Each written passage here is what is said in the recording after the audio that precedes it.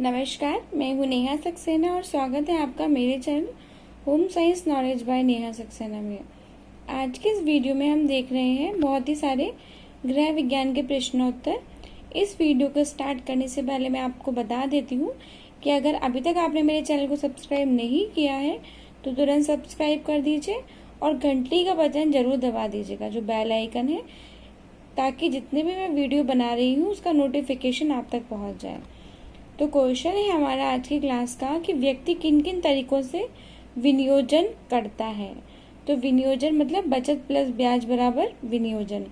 तो विभिन्न प्रकार से लोग तरीकों से विनियोजन करते हैं, जैसे कोई जमीन खरीदता है, कोई सोना खरीदता है, कोई खेती के लिए ट्रैक्टर खरीदता है, तो कोई धन कमाने के लिए ऑटो रिक्शा खरीदता है, कोई धन को बैंक में जमा रखना पसंद करता है, तो कोई बीमा कंपनी में पैसा डालना पसंद करता है।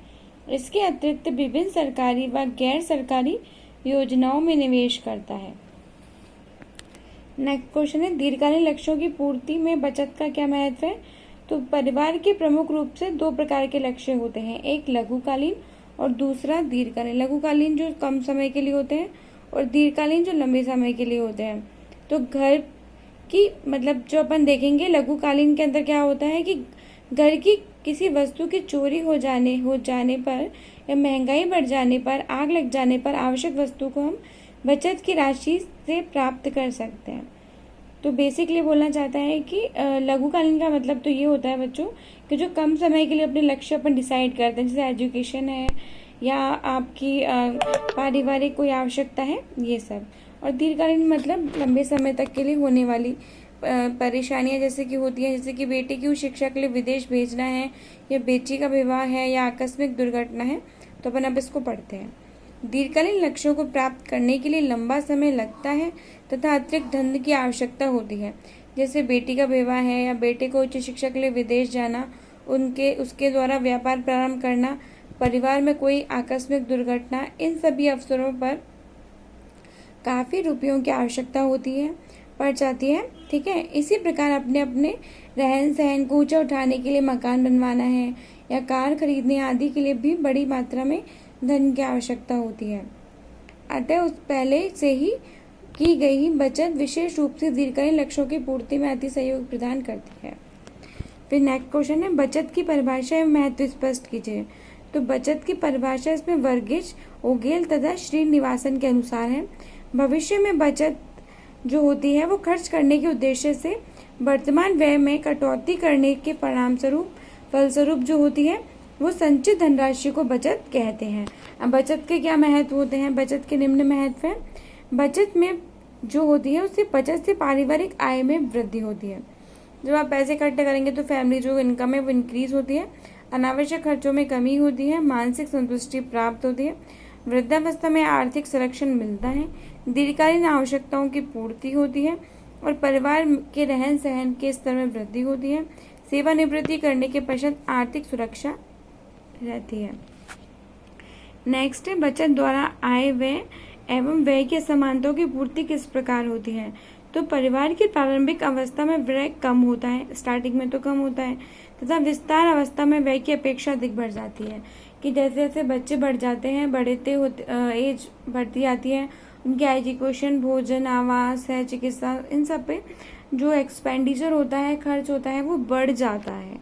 वे परिवार जिसकी आय अनियमित होती है उसको बचत की आवश्यकता अधिक होती है।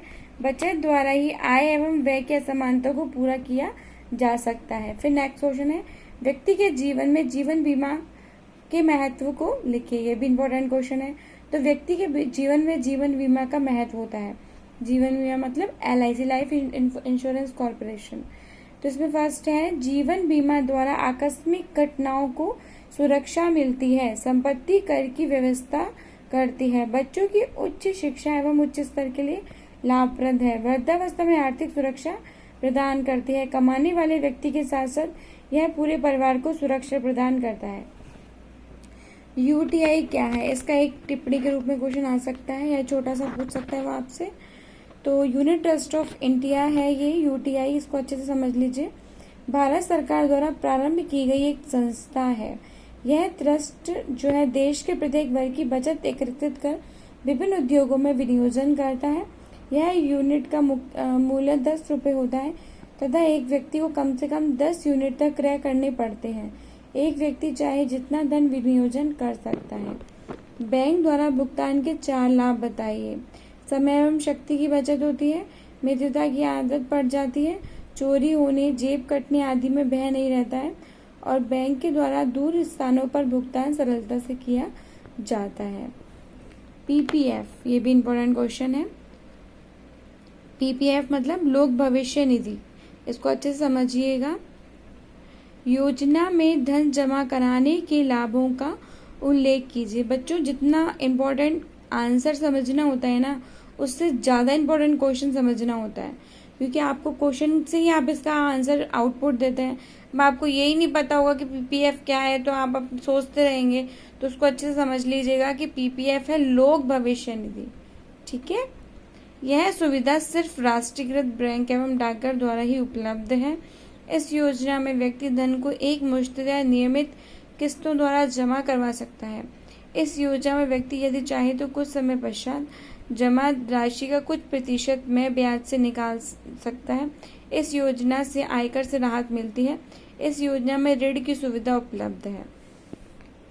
ठीक है, लोक भविष्य निधि योजना में कर्मचारी के समय मृत्यु हो जाने पर परिवार के सदस्यों को संपूर्ण राशि का भुगतान कर दिया जाता है। फिर नेक्स्ट क्वेश्चन है, आवर्ती जमा योजना एवं निश्चित अवधि खाता क्या है? आवर्ती जमा योजना, इस योजना के अंतर्गत व्यक्ति एक निश्चित राशि एक निश्चित समय तक प्रतिमाह जमा करता है। यह योजना उन व्यक्तियों के लिए है जो थोड़ी थोड़ी धनराशि नियमित रूप से जमा करना चाहते हैं। निर्धारित समय पूरा होने के पश्चात व्यक्ति को ब्याज सहित धनराशि मिल जाती है। इस योजना में व्यक्ति की दर बचत खाते की अपेक्षा अधिक होती है। निश्चित अवधि योजना से बोलते हैं एफडी, फिक्स डिपॉजिट जिसको अपन बोलते हैं। इस प्रकार के खाते में धनराशि एक निश्चित समय के लिए जमा की जाती है। इस खाते का उद्देश्य दीर्घकालीन आवश्यकताओं की पूर्ति, जैसे कि क्या है, बच्चों की शादी है, भवन आदि के लिए होता है। इस खाते में धन जितना अधिक समय के लिए जमा किया जाता है, ब्याज दर उतनी ही अधिक होती है।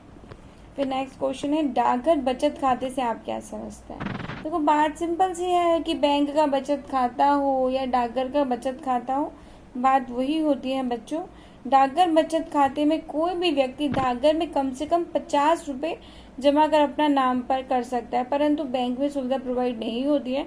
बैंक में थोड़ा ज़्यादा होता है, 5,000 से स्टार्टिंग होता है कई बैंकों में खाता खुलाने का, कहीं में 2 का होता है, और स्टार्टिंग में आपको इतने जमा कराने ही पड़ते हैं एक अकाउंट खुलवाने के लिए।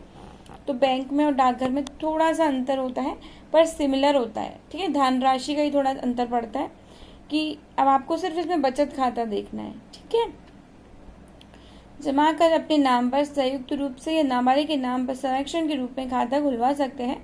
बचत खाते में राशि कितनी भी बार जमा कराई जा सकती है, लेकिन सप्ताह में 2 बार धन निकाला जा सकता है। इसमें प्रचलित ब्याज की दर 4% वार्षिक है। डाकघर बचत खाते में जमा राशि तथा निकाली गई धनराशि को पासबुक में दर्ज किया जाता है। फिर नेक्स्ट क्वेश्चन है, अशिक्षा उपभोक्ता की समस्या है, क्यों? समझाइए।